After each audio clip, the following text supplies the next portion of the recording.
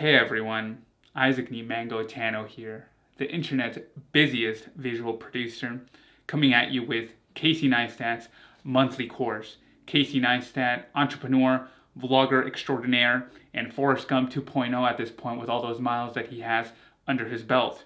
And I'll start off by saying that this course, it's not good. Okay. I don't wear glasses. Glasses are for nerds.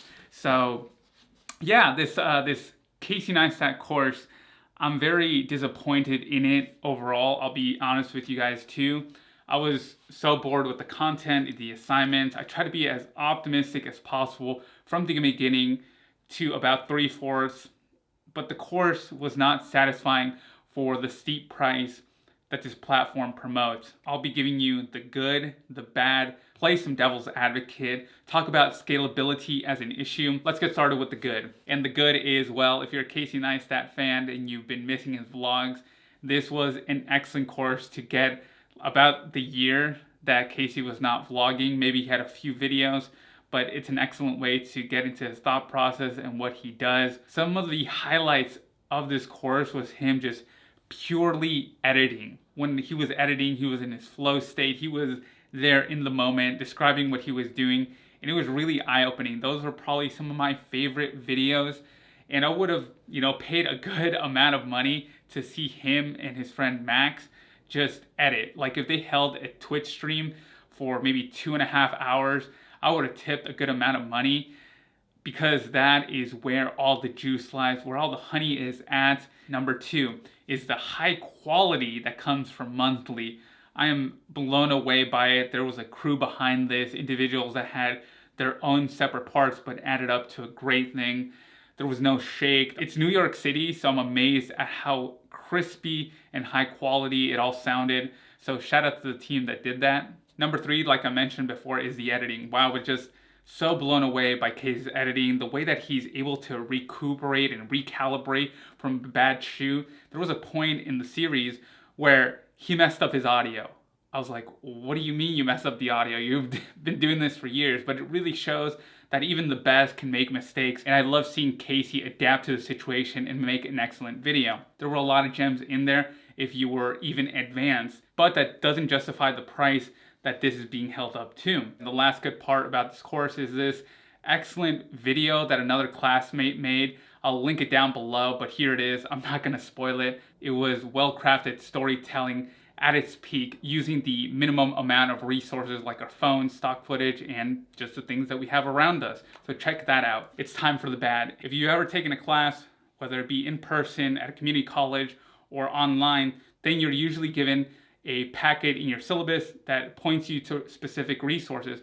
While Casey doesn't use like Epidemic Sound or SoundCloud or goes onto blogs and explains the thought process in that way, it would have been nice for Monthly to put in some sort of effort to get a grasp of the market and who we are as users. If you're into photography, then you go on to F-Stoppers, Petapixel, Tech Radar, The Verge, all these platforms that are designed to help you and keep you on the toes of the bleeding edge of tech photography. But they don't do that. They don't put any effort into making that happen. It's not a real course if there's none of that, in my opinion, but that's where it falls behind from the very start. There were often times when Casey would talk about some sort of technical jargon about filmmaking or some sort of example. Well, I don't personally need it. It would have been nice for the absolute beginner to talk about like the exposure triangle or composition or what certain words mean in the film world.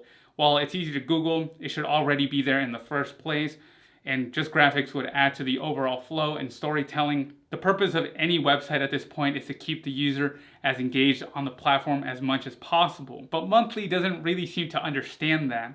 We're all kind of blocked off into our cohort. We don't really talk to our other peers.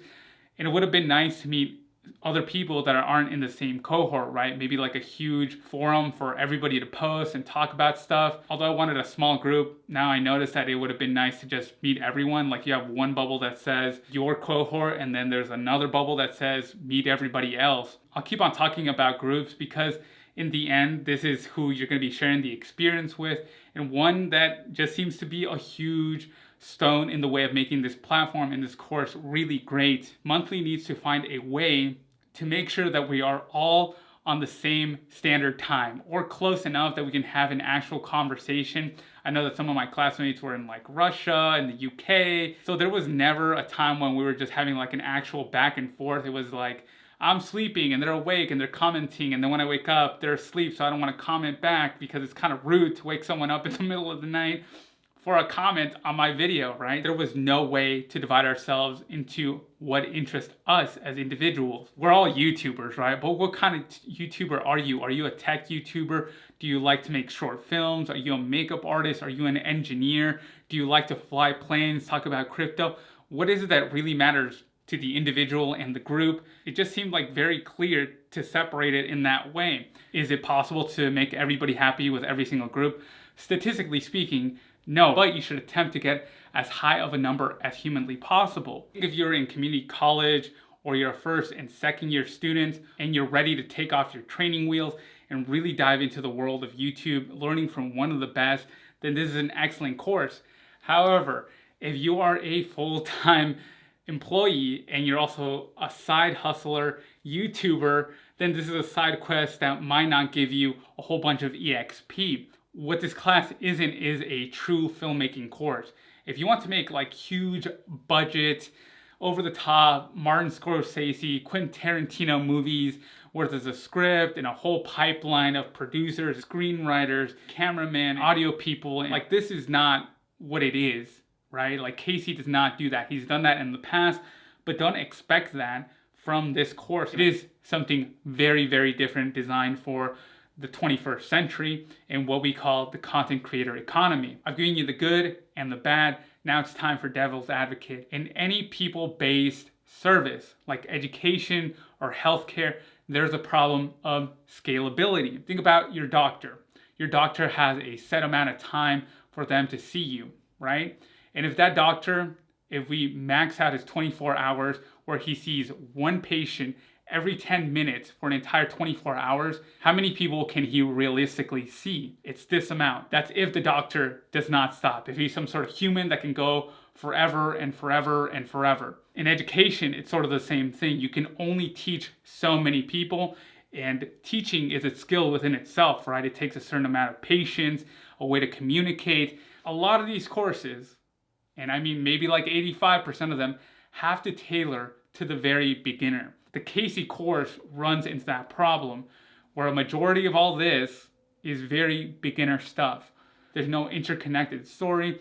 While there is a beginning, a middle, and an end, there's no crafting a character. There's no adding a CGI here. I'd hope that my devil's advocate gives you some sort of understanding that this isn't just an issue for monthly, but for any platform that hopes to educate an individual. Keep that in the back of your head when you're purchasing a course similar to this one. Are they going to be talking about the very basics for half the course, then jump into something semi-difficult 40% of the way, and then the last 10% is actually something extremely rigorous? Or will the teacher jump into a very difficult curriculum from the very start and then get more difficult along the way? Because if you're already at the intermediate or advanced level, then that's the type of stuff you should be looking for. My overall score for this class is a 3.5 out of 10.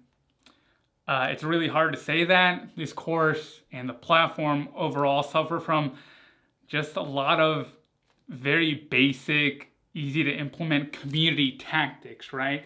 Software is a whole nother ballgame that's extremely difficult to even code or make. I'm not going to be talking about that, but just community engagement, like having a TA, having a back-end channel, creating a Discord server, having people be engaged in some interesting way. I never even saw my peers face to face, so it would have been cool to have like a nice Google Hangout or a Zoom meeting or something like that to get to know one another, right? But there's none of that. Like, why are we spending so much money on advertisement if the product is very difficult? This course is not worth $250. The most that I would pay for this is probably like $75. Those are my opinions. I'm pretty sure someone got a lot more value. Hopefully they, make their own video and give a different opinion, so that way it's not a very good course.